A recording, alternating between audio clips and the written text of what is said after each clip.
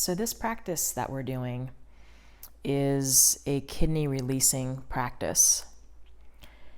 And it's very beneficial. You could do this every day, especially if you have a situation in your life that's ongoing, that's stressful, that's anxiety provoking.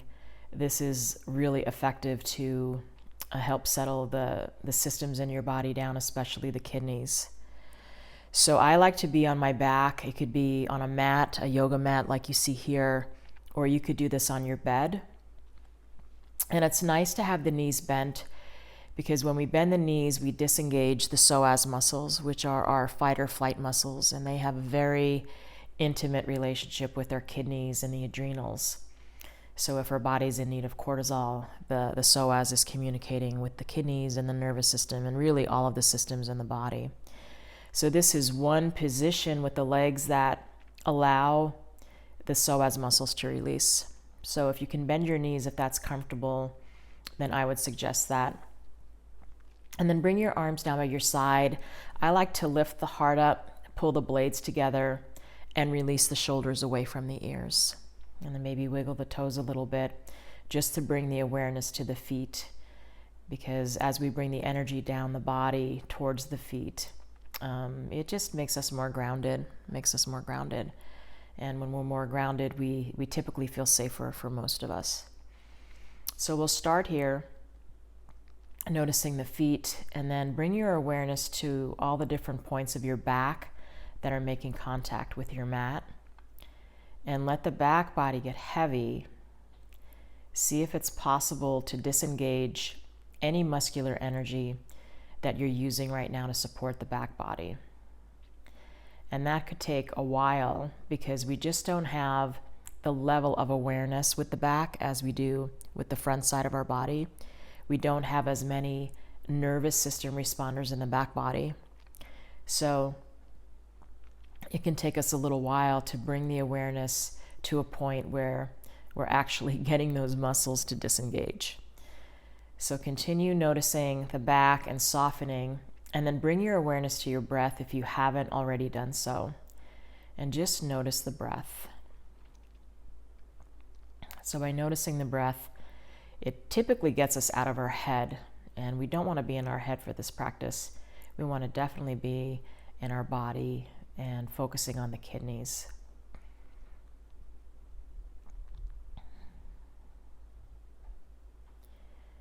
And with each exhale, just allow the back to soften a little bit more.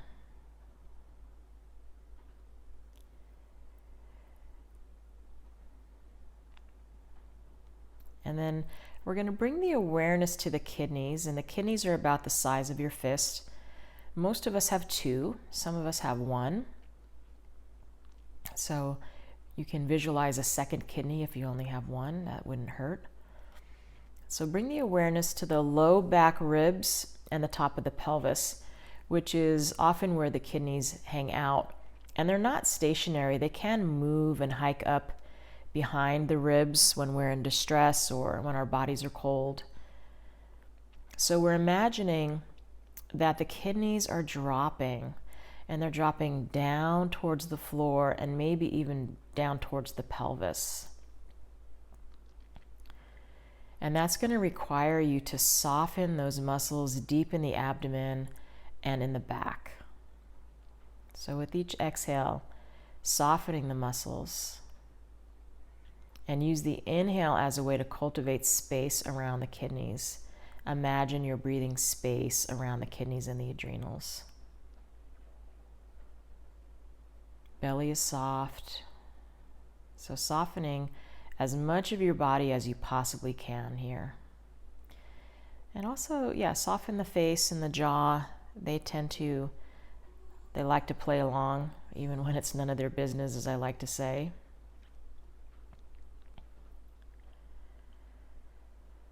So on the exhale, the kidneys are dropping down towards the floor and maybe releasing down towards the pelvis. And as the kidneys release, imagine that they're dropping into pools of healing, nurturing waters. And if you like to work with color, a color to use here would be blue. In Chinese medicine, both water is the element of the kidneys, and blue would be the color that we use to support the kidneys when we're working with colors. So you can imagine the kidneys are dropping, releasing into warm pools of blue healing water, and they're getting nourished, and they're resting, and they're recharging for all of the hard work that they do for us. And you could even give them a bit of gratitude, just thanking your kidneys for all the work that they do, which could be a really beautiful practice. Thanking the body, the different parts of the body, for all the work that it does. And so we're softening the back. The kidneys are dropping into pools of water. Color might be blue. The breath is effortless. The body is free of tension as much as possible, free of effort as much as possible. And then we can add on even further if you wanted to. You don't have to. These are all choices. It's always your choice. But you could take the palms of the hand, which have pretty large energy centers, and place them on the abdomen right above where the kidneys reside. And imagine that there's healing energy coming from the palms of the hands, penetrating deep into the abdomen, into the kidneys. And again, if you like working with color, you can imagine that the energy is the color blue. As you inhale, it's as if you're pulling the energy from the hands into the kidneys. And on the exhale, you're just allowing that energy to absorb into the kidneys. So it's a pulling and absorbing of energy, healing energy, recharging, replenishing, nurturing.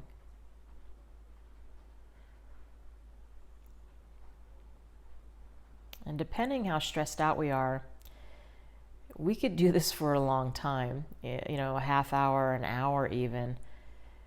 I go to my somatic experiencing person, and she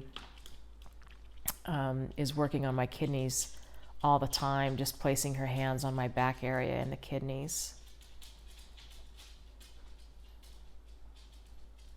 So breathing in the energy, and then on the exhale, absorbing that energy right into the kidneys. Now, if you wanted to add on from here, you could add a hot water bottle under the kidneys or a heating pad, as long as it's not too hot.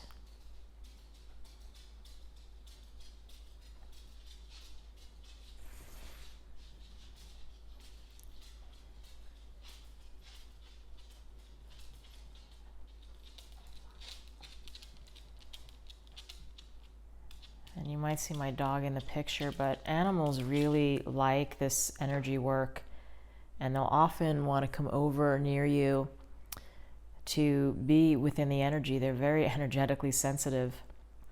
So it's not uncommon when I'm doing this for my dog to walk around and join me on my mat.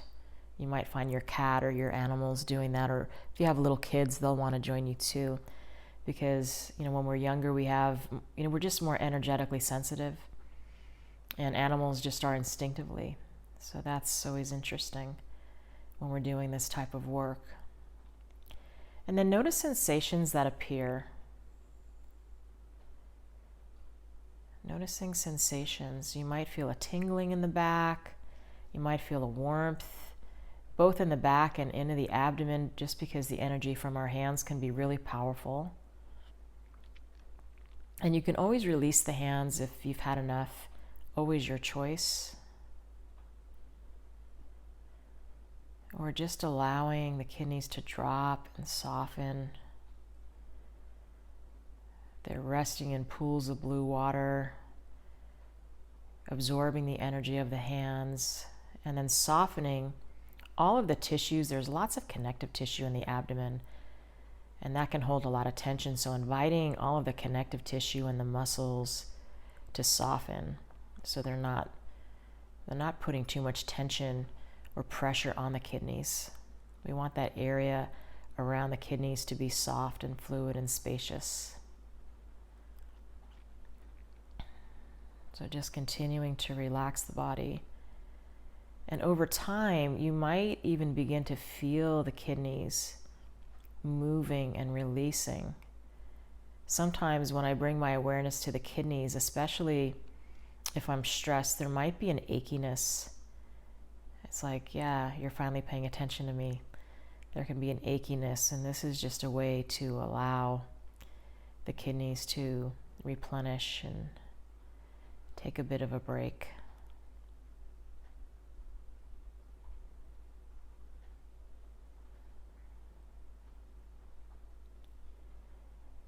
And sometimes, it doesn't seem like we're doing much when we're in these healing practices where we're just using energy and intention and visualization, but those are the practices that can be really powerful, because when we're doing them, we're often, or we should be, in a relaxed state, and that's when the real healing begins. The body can't rest, heal, and recover when we're in a state of distress.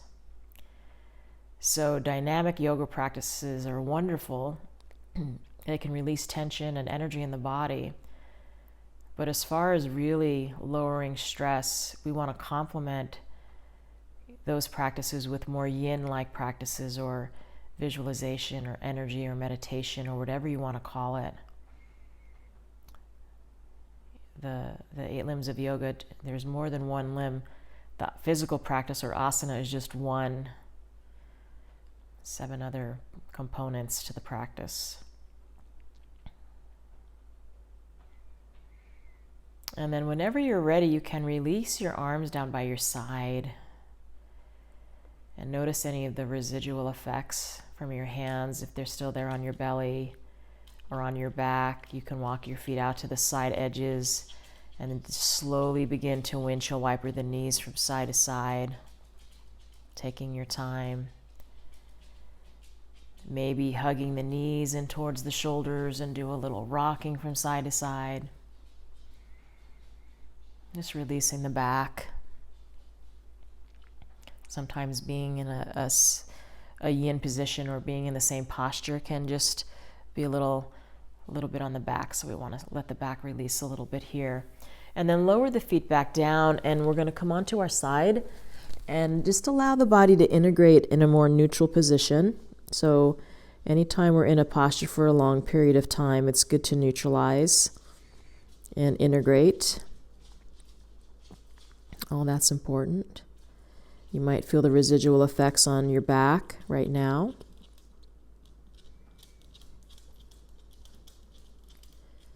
And then whenever you're ready, take your time. Do come up nice and slow, because we took all that time to allow the body to relax, to give the kidneys an opportunity to take a break. And it'd be a shame to jump up and get the body all stimulated and aroused. So stay relaxed for a little bit if you can. That would be really supportive of this practice. And you can do this practice in the morning or at night or anytime throughout your day for 5 minutes or 10 minutes, or really as long as you want. There's no reason you couldn't do this for 45 minutes to an hour if you had the time and desire to do so. So thanks so much for checking in, and I look forward to seeing you again in some of the other videos that I'm going to be uploading. If you have any comments or questions, please put them in the comment section below. Subscribe, come back often, and this is the place you want to be for Yoga for Trauma Recovery. Namaste.